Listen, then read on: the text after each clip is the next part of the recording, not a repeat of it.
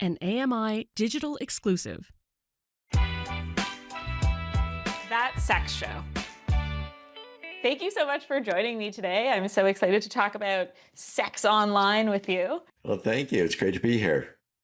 So can you start by telling us a bit about yourself and what you do? I'm Dr. Mitchell Tepper, and I'm a sexologist. So it means I have a PhD in human sexuality, and I specialize in sexuality and disability and chronic conditions. Like how has your work or even like your life, how has sex online become a part of that? How has that come up?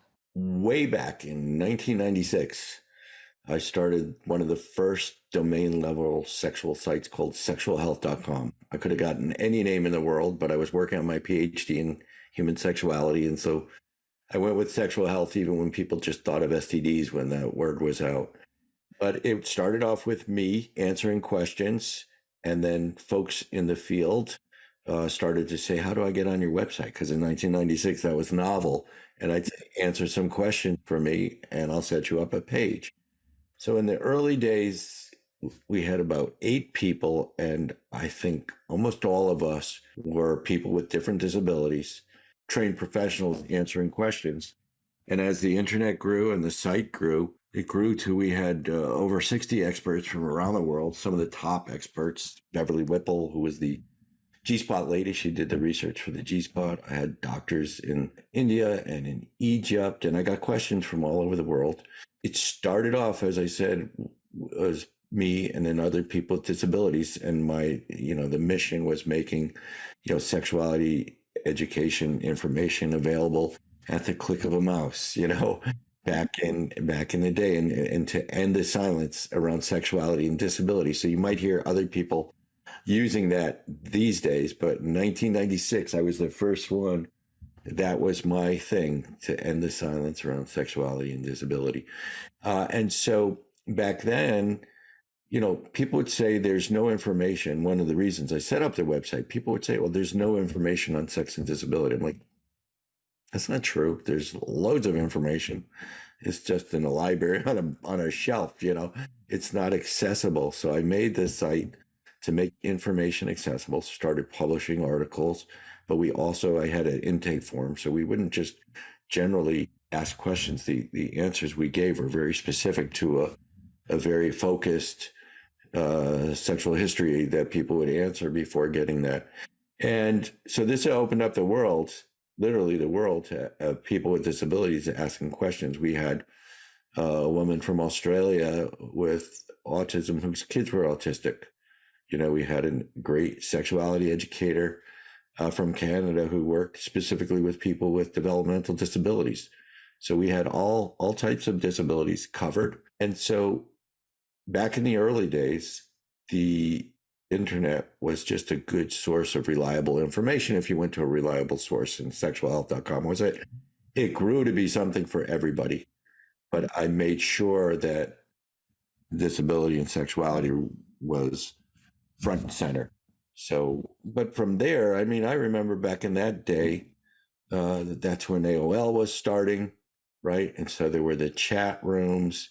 And, I remember I wrote this article I used to write for New Mobility magazine. And it was the article, I called it Hands Free Whoopee, named after the title of a posting that was under Sex is 99% Mental. It's about this guy, George. And George was a virgin, when he broke his neck, and he was a complete injury, and he had 24/7 care. And he was sexually frustrated, but he was a writer at this time. He's 20 years old. And he found that sharing information about his sexuality with women online was very cathartic, and helped him really express his sexuality more.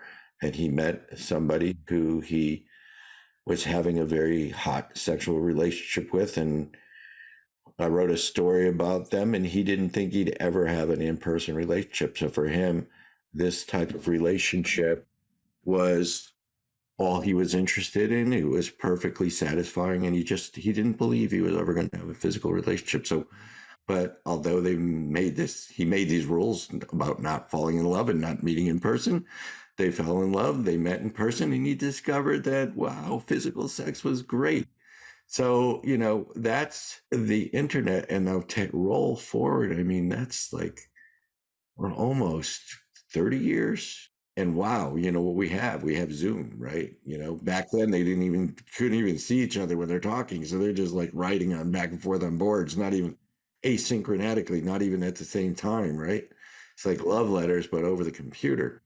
So now, I mean, for dating, I mean, everybody uses the dating app, disabled or not, so it gives you the ability to try to meet people, more people. Yeah. And so we've talked a bit about like, what can the internet do for people with disabilities to be able to better access sex? It's a place you could learn, when people aren't learning at home, and obviously people can watch porn too and get excited, but they could learn from other sources and other people.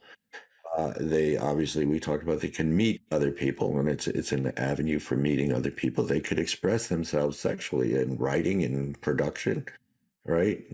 They could be video chat hosts. They can make a living online. There's someone who's interested in everything. So, and it doesn't have to be necessarily somebody who's a devotee, but if you want to make a living, you can, it's so yeah, I mean, there's financial viability too. So there's just all kinds of possibilities that opened up for people. Yeah, absolutely. And they could reach out to people to help them. So, I've got people reaching out to me for coaching, right, from all over the world. So they could get one-on-one education. Yeah. That access to resources has really been like a common theme, and like access to each other, to community, to like finding Community. Yeah, exactly. Finding people like you to talk about Facebook groups or whatever, there's a lot of different, Facebook groups. Yeah, to know you're not alone, and there are people who have done this before and tried things that maybe you didn't think to try, and now you can try them too. Are there any like final thoughts, anything else that you wanted to say about sex online more generally, more broadly, or like as it relates to work that you've done? Well, not really. I think we've covered a lot of it. Cool. Yeah, totally. Well, thank you so much for chatting with me about this, and it's been awesome to hear from you. Well, it was a real pleasurable surprise to see that you were the one that was going to be interviewing me. So Cool. thank you. I'm honored. Shucks. Thanks. Stream more AMI original content at AMI.ca.